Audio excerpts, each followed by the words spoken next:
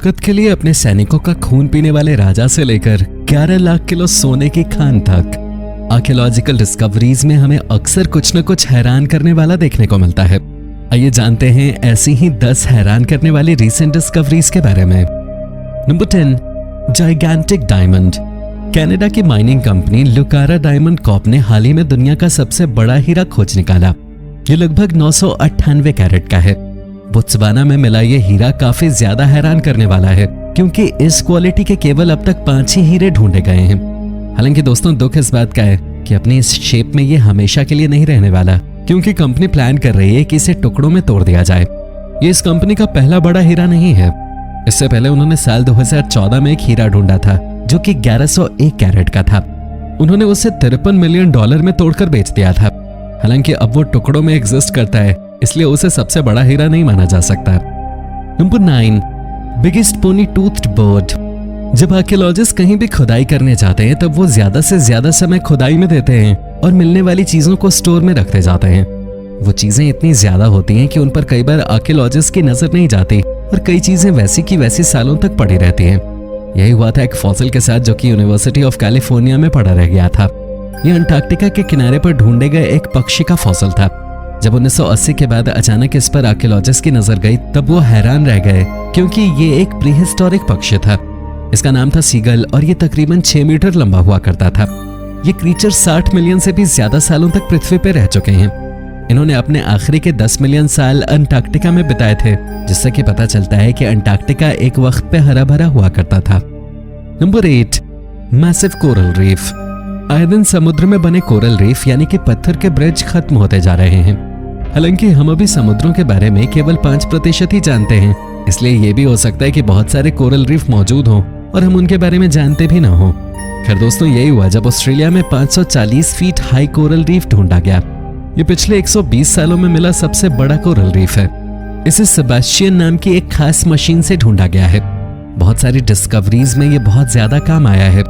इसके जरिए aquatic animals की 30 से ज्यादा नई प्रजातियों को भी ढूंढा गया और समुद्र में मौजूद सबसे लंबे क्रीचर्स को भी ढूंढ निकाला गया, जो कि लगभग 45 मीटर लंबा था। इसे सिनेफोरे नाम दिया गया है। Number 7, great white shark. Great white shark को अभी वल्नरेबल की कैटेगरी में रखा जाता है, यानी कि ऐसी प्रजाति जो कि गायब हो सकती है। हालांकि वैज्ञानिकों की हैरानी का ठिकाना नहीं रहा जब उन्होंने साउथ मायामी में ग्रेट व्हाइट शार्क को स्पॉट किया। दरअसल दोस्तों, ग्रेट व्हाइट शार्क केवल अटलांटिक महासागर में पाई जाती है और इसके अलावा जब भी उन्हें स्पॉट किया जाता है तो सभी हैरान रह जाते हैं। वो सोच के रिसर्चर्स ने अटलांटिक की एक व्हाइट शार्क पे लोकेशन के बैज का टैग लगा रखा था। जब उन्होंने उसकी लोकेशन मायामी के पास पाई तब वो हैरान रह गए। रिसर्चर्स के मुताबिक 946 किलो की ये शार्क गर्भवती थी और अपने शिशु को जन्म देने के लिए कहीं पे शांत पानी की तलाश कर रही थी। इसने शांत पानी ढूंढने के लिए तकरीबन 21,000 किलोमीटर तक स्विम किया था। रिसर्चर्स का मानना है कि अगर इस शार्क पर नजर रखी गई तो शार्क की नर्सरी की तलाश की जा सकती है। शार्क के झुंड को नर्सरी कहा जाता है। Number 6, Sukhoi log.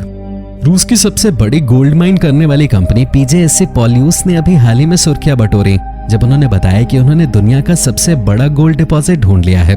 जब ऑडिट किया गया तब पता चला कि इस डिपॉजिट में तकरीबन 11 लाख सोना है। सुखोई लॉग नाम की इस जगह पर यह अंदाजा तो लगाया जा रहा था कि कुछ न कुछ जरूर मिलेगा, लेकिन पहले उसकी नीलामी कर दी गई ताकि कुछ ना भी निकले तो सरकार का नुकसान ना हो। और हैरानी की बात यह है कि PJSC जिस कंपनी ने यहाँ जुआ खेला था वो सफल भी हो गए। कंपनी जब यहाँ पर प्रोडक्शन शुरू करेगी तब उन्हें $2.5 बिलियन का फायदा होगा। कंपनी की तारीफ भी की जा रही है क्योंकि उन्होंने कहा कि वो प्रोडक्शन के समय नेचर का बहुत ज्यादा ध्यान रखेंगे और कुछ भी गलत नहीं करेंगे। Number 5, the great fox spider. Great fox spider एक ऐसी प्रजाति है जिसके बारे में कहा जाता था कि ये अब लुप्त हो चुकी है। यूनाइटेड किंगडम में स्थित यह प्रजाति अभी हाल ही में दोबारा से ढूंढ ली गई है। ये दुनिया की सबसे बड़ी मकड़ियों में से एक है। हालांकि अभी भी ये नहीं कहा जा सकता कि ये मकड़ियां लुप्त होने के स्टेटस से वापस आ चुकी हैं, क्योंकि अभी इन्हें केवल 3 ही जगहों पे देखा गया है। मकड़ियों की यह प्रजाति काफी ज्यादा शानदार है। इस प्रजाति में मादा मकड़ियों का आकार पुरुषों से ज्यादा बड़ा होता है। ये अधिक से अधिक 2 सेंटीमीटर तक लंबी हो सकती हैं। ये मकड़ी अपने शिकार को जाल में नहीं पकड़ती, जबकि ये उन्हें जहर के झोंके देती है ताकि वो मर जाएं। इसका जहर शिकार को गला देने के लिए काफी होता है। इस प्रजाति को लगभग 120 साल बाद ढूंढा गया है, जो कि एक तरह से वैज्ञानिकों के लिए अच्छी खबर है। जियोलॉजिस्ट कोशिश कर रहे हैं कि किसी तरह इन्हें और भी ज्यादा बढ़ाया जाए ताकि ये फिर से लुप्त ना हो। हालांकि इनका 120 साल तक गायब रहना और फिर अचानक वापस आना हैरान करता है। इसे ढूंढने वाली जियोलॉजिस्ट की टीम के एक डॉक्टर ने यह भी कहा था कि ये कभी गायब नहीं हुई। इंसानों को जो नजर नहीं आता वो उसे लुप्त मान लेते हैं।